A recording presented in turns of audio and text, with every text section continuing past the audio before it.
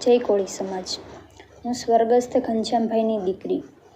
અમારી સાથે જે અન્યાય થયો છે અને અમારો પરિવાર નોંધારો બન્યો છે, અમે રજળી પડ્યા છીએ, ત્યારે અમારી વારે આવતા સમાજના લોકોને કેમ રોકી રહ્યા છો? હત્યા સમયે તો ન આવ્યા, પણ અમારા ઘરે કોઈ આવે નહીં તેવો પેરો ગોઠવાવી પૂરી શ્રદ્ધાંજલિ પણ નથી આપવા દીધી. આવા મોટા કોળી સમાજના પરિવાર પર આ તાનાશાહીઓ દ્વારા અત્યાચાર ગુજાર્યો છે, ત્યારે સમાજ અમારી વારે આવ્યો છે તો તેને કેમ રોકી રહ્યા છો? તમે કેમ અમારી બદબૂ વાલ્યો છો?